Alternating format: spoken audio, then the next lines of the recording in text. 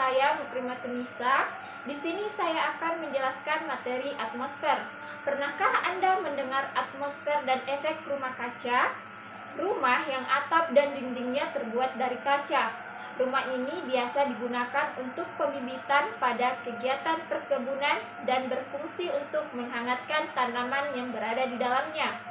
Sebagai ilustrasi, pernahkah Anda berada di dalam mobil yang tertutup di bawah panas terik matahari? Bagaimana rasanya? Panas bukan?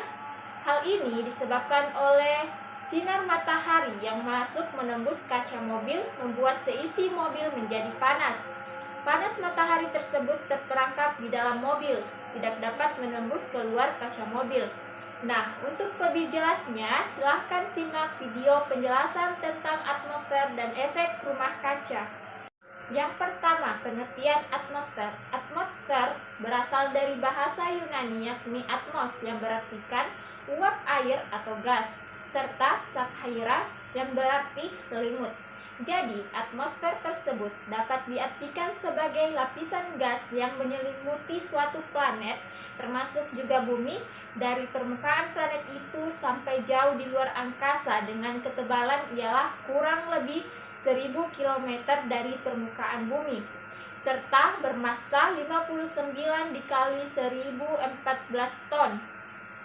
Definisi atmosfer menurut para ahli bumi atau geografi ialah lapisan udara atau selimut gas yang menyelubungi planet termasuk planet bumi, di mana lapisan udara tersebut mengandung 4 unsur gas, diantaranya gas nitrogen, oksigen, karbon dioksida, dan argon. Kedua, fungsi atmosfer. Fungsi atmosfer adalah untuk melindungi keempat unsur gas oleh gravitasi bumi dan mempertahankan serta melindungi dari serangan luar. Sederhananya, fungsi atmosfer yaitu yang pertama, pelindung bumi. Apa yang dilindungi? Melindungi agar suhu bumi tetap stabil dan menjaga agar cuaca dan kelembapan udara di dalam bumi juga tetap stabil. Yang kedua, penyeimbang keadaan di dalam dan di luar bumi. Yang ketiga, mengurangi rasa panas yang diberikan langsung oleh cahaya matahari. Keempat, melindungi bumi dari serangan meteor-meteor atau benda-benda luar angkasa. Yang kelima, menjaga agar gravitasi bumi tetap stabil. Nah, intinya fungsi dari atmosfer adalah untuk mengatur proses penerimaan panas yang berasal dari matahari, yaitu dengan cara menyerap sinar matahari, kemudian memantulkan panas yang dipancarkan oleh matahari. Yang ketiga, pengenalan efek rumah kaca. Efek rumah kaca yang pertama kali diusulkan oleh Joseph Forer pada 1824 merupakan proses pemanasan permukaan suatu benda langit, terutama planet atau satelit, yang disebabkan oleh komposisi dan keadaan atmosfernya. Mars, Venus, dan benda langit beratmosfer lainnya seperti satelit alami, Saturnus, Titan, memiliki efek rumah kaca. Istilah efek rumah kaca atau bahasa Inggris disebut dengan greenhouse effect, berasal dari pengalaman para petani yang tinggal daerah beriklim sedang yang memanfaatkan rumah kaca untuk menanam sayur mayur dan juga bunga-bunga. Yang keempat, pengaruh efek rumah kaca. Yang pertama, suhu permukaan bumi naik ketika gas rumah kaca meningkat. Udara panas akan terperangkap. Yang kedua, tingkat permukaan air laut naik, suhu bumi yang semakin panas berdampak juga ke es kutub utara dan selatan. Yang ketiga, angin badai yang semakin buruk, pemanasan global akibat efek rumah kaca dapat meningkatkan intensitas badai seperti angin topan. Yang keempat, mempengaruhi pertanian dan peternakan. Suhu udara yang semakin panas memperpanjang musim tanam dan mulai memunculkan berbagai penyakit dan serangga yang berakibat negatif untuk tanaman. Yang kelima, proses terjadinya efek rumah kaca. Seperti yang telah dijelaskan sebelumnya, bahwa efek rumah kaca ini sebenarnya bermanfaat bagi kelangsungan hidup makhluk di bumi. Proses terjadinya efek rumah kaca pun berlangsung secara alami dengan bantuan sinar matahari. Nah, bagaimana prosesnya? Atmosfer bumi terdiri dari 4 lapisan. Adapun urutan lapisan paling bawah sampai paling atas berturut-turut adalah troposfer, stratosfer, mesosfer, dan termosfer.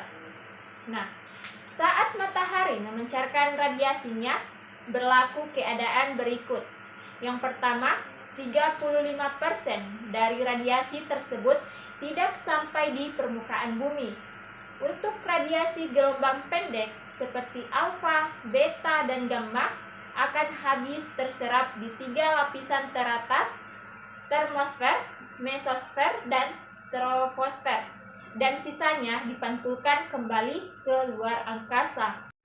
Yang kedua, 65% sisanya masuk ke lapisan troposfer dengan penjabaran sebagai berikut. Yang pertama, 14% diserap oleh uap air, debu, dan molekul gas.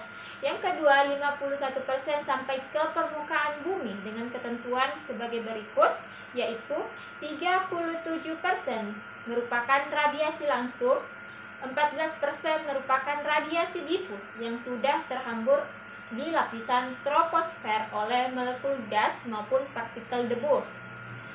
Dan radiasi yang sampai ke bumi sebagian akan diserap dan sisanya dipantulkan kembali dalam bentuk radiasi sinar inframerah. Yang ketiga, sinar inframerah. Hasil pantulan tersebut nantinya akan diserap oleh gas rumah kaca seperti uap air, CO2, CH4, dan O3.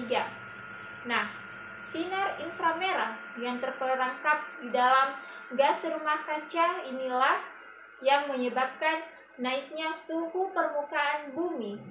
Fenomena ini disebut sebagai efek rumah kaca. Keenam, dampak efek rumah kaca. Permasalahan yang muncul saat ini adalah kadar gas rumah kaca di atmosfer semakin banyak karena aktivitas manusia.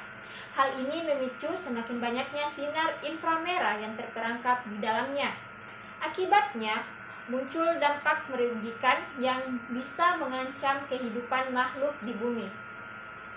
Ada beberapa dampak yang terjadi ketika efek rumah kaca menyebabkan pemanasan global, yakni yang pertama, meningkatkan suhu udara di bumi menjadi lebih panas.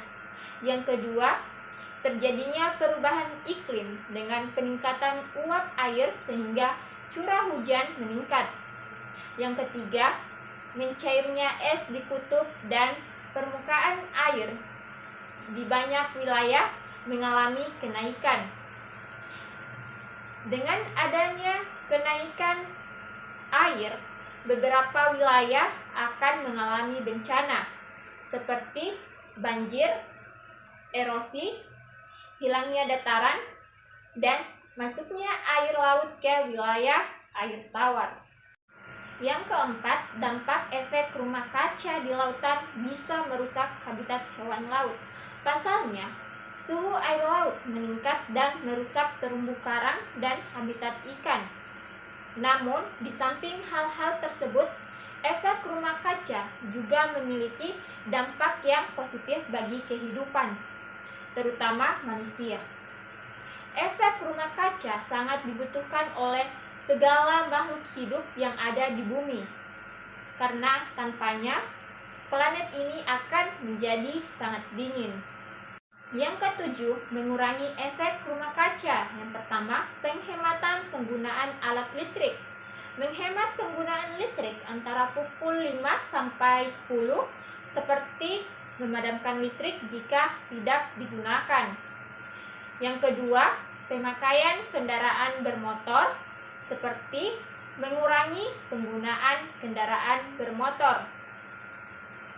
Yang ketiga, go green atau penghijauan untuk mengatasi pengurangan polusi udara di atmosfer, maka dapat dilakukan juga penanaman tanaman.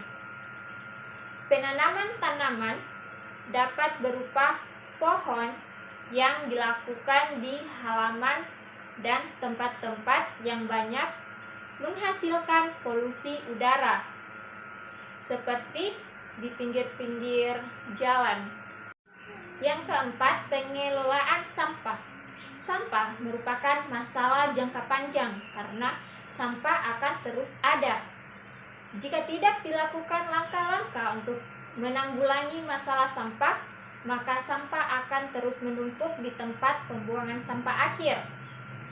Hal tersebut secara tidak sadar akan menghasilkan emisi gas CO2 dan CH4, di mana gas-gas tersebut merupakan gas rumah kaca.